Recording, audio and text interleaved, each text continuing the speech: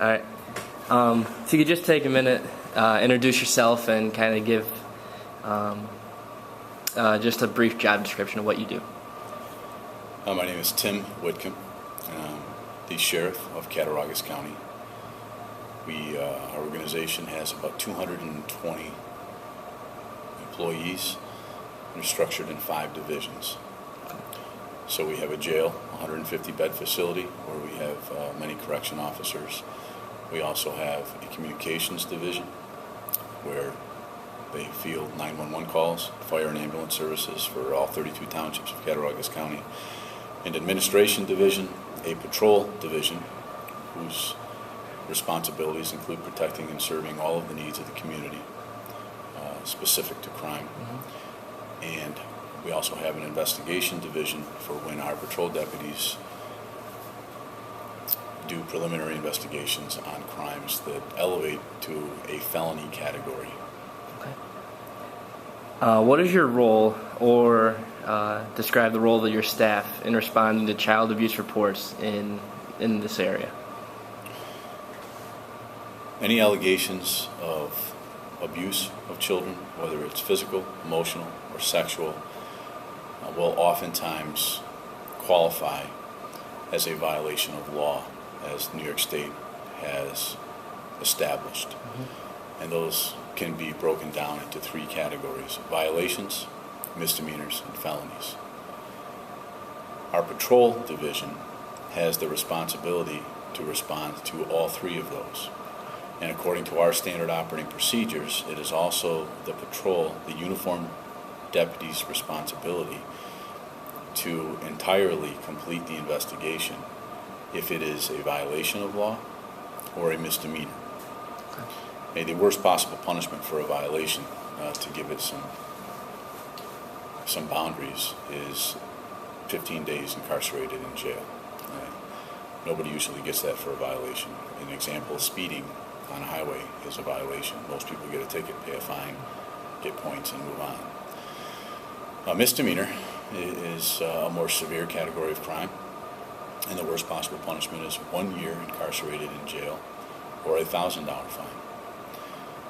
Our deputies, when they respond to an incident, if it's a violation or a misdemeanor, as they determine, are responsible to fulfill all of the needs of that investigation and complete it.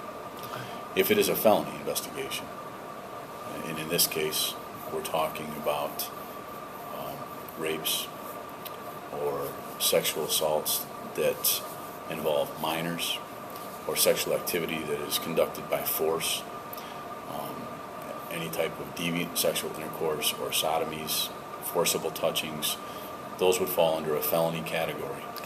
And basically what happens in that instance is a uniformed deputy would do a very basic preliminary investigation and then basically put the brakes on, because there are a lot of sensitive ways in which we conduct those investigations that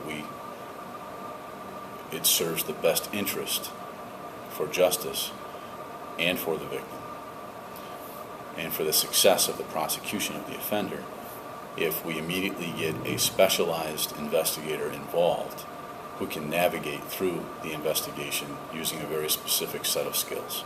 Okay. That's great. Could maybe you talk about, I know this is kind of off what we had written down, but some of the other groups or organizations you work with in a case such as where it would escalate up to be a felony? Sure. Well, the largest improvement in recent years has been the introduction of the Children's Advocacy Center here in Cattaraugus County, located in Olean. And when you're talking about processing the victim of a crime, if they are a younger person typically, those investigations are funneled through the Child's Advocacy Center. That way, not only are you getting a specially trained investigator who works on these cases, but you're also getting a specially trained physician, a specially trained nurse, and oftentimes therapist who can help the victim through the process and minimize their exposure to the different professionals in the process and streamline the investigation so that there's less vandalism, for lack of a better terms, or less contamination to the victim. And in a perfect world, and when that's done correctly, it establishes a very strong criminal case that once it's presented to a grand jury, once it's presented to a judge, or specifically a jury if it goes to trial, that the case is very strong. Police agencies can make an arrest of an offender once we've established probable cause. But the element of proof at court is beyond a reasonable doubt. And so the hopes are, by the using a Children's Advocacy Center, streamlining the investigation, minimizing their exposure to people who are trying to help them, to specific professionals that are trained to do it, builds a stronger case. And if we can have beyond a reasonable doubt, oftentimes a much more successful conclusion when it goes to court that benefits the police, that benefits society, because it's much cheaper if there's a successful plea bargain or plea to the case, minimizes the opportunity that any defense counsel may have to re-victimize the victim at trial and put the blame on them. Let me see here. What are the most important things or any advice that you could give to teachers and future education professionals about the work that you and your staff do? That's a hot button topic for me, and that's probably why I've been selected to be interviewed by you. And maybe I'm a little bit far right on this, but I'm going to give you a very raw answer and be transparent with you. That's good. I've been a police officer for 24 years now, and prior to becoming sheriff, I spent 6.5 years working major crime, and I worked sex crimes. I started that part of my career in 1996.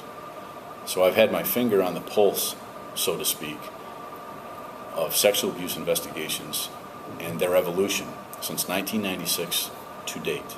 Okay. And I have searched and attempted to make the relationship with schools better with the Children's Advocacy Center and with law enforcement and with the District Attorney's Office since 1996 to date. There are still issues. Schools mean well. Their intentions are often well coached by school administrations and school attorneys. But in my opinion, schools, not all schools and not every case, there are exceptions to this rule where there are some very good success stories. But still, today, in 2012, there are too many cases that do not get turned over to specialized trained individuals who work with sexual abuse investigations. Schools tend to conduct their own private investigations within the boundaries of the school district in an attempt to really determine whether or not they have a crime or not. And what they although they mean well, and they're trying to protect the interest of the student or the offender, if the offender is another student or a faculty member, but they're also seen, in my opinion, to be protecting the liability interests of the school. And what schools will try to do is they want to determine this information because, especially if it involves another student or faculty member, they want to make decisions to insulate any further damage within the school. They don't want a teacher who's offended against a student to be in the school anymore. They want to suspend them. They want to fire them. If it's another student, they want to keep them separated. I believe that their interests are genuine and sincere. However, they're working outside their boundaries when they conduct their own investigations. And what I've told teachers before that have made this error, or administrators that have made this error, is when a student or a victim, even if it's an adult, discloses that they have potentially been victimized and that they have potentially been a victim of crime, it is not the school's responsibility to investigate criminal activity. It is the police. That's what we do.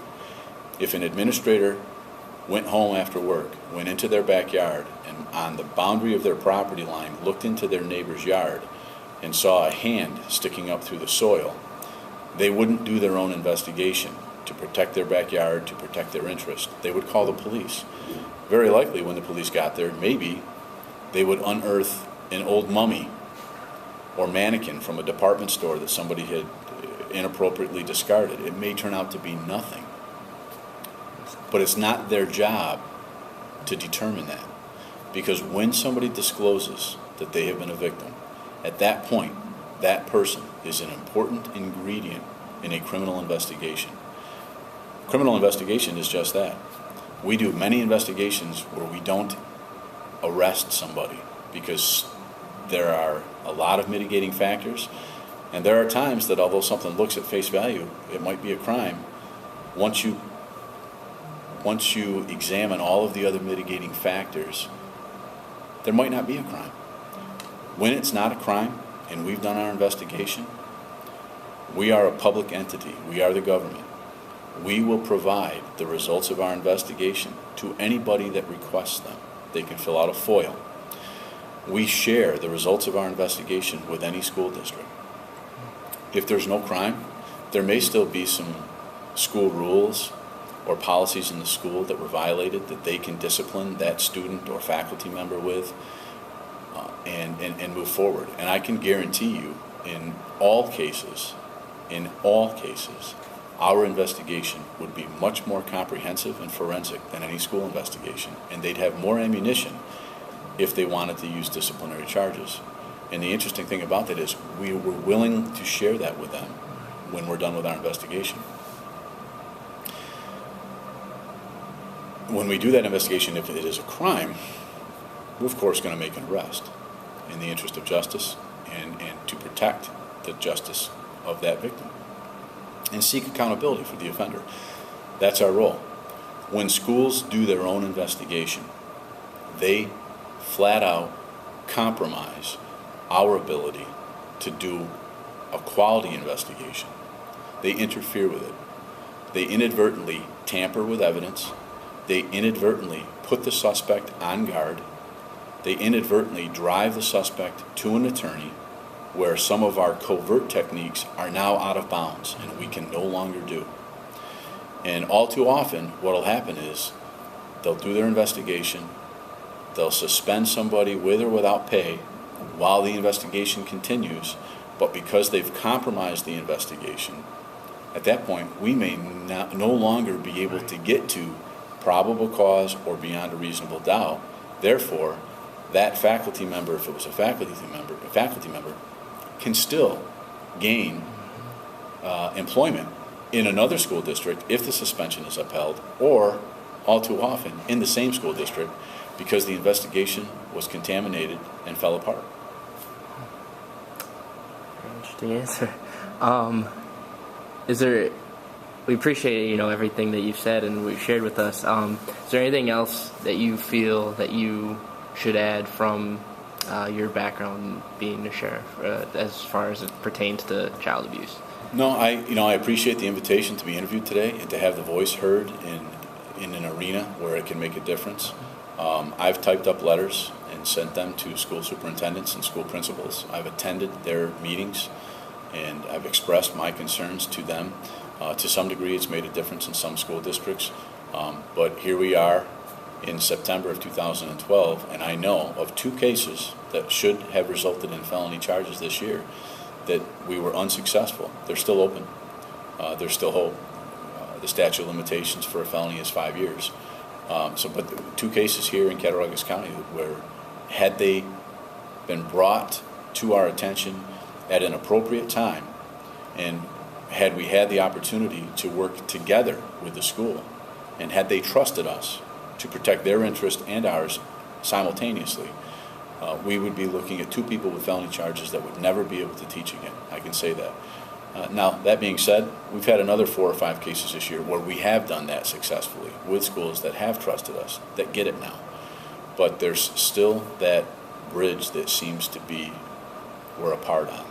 And quite frankly, most of that blame, in my opinion, is not with school administrators. It's not with the building principals or the superintendents or even the teachers. I think that they mean well. I think that they're genuine. I think it falls to the school attorney, because what happens is when they get one of these cases, they have a closed-door meeting with their administration, and then they move forward based on advice of their school counsel. And all too often, the school counselor or the school attorney is much more focused on protecting the school from liability than they are in securing justice and protecting the interest of the victim, which is, in my opinion, wrong. Okay. All right. Well, thanks a lot for doing this, and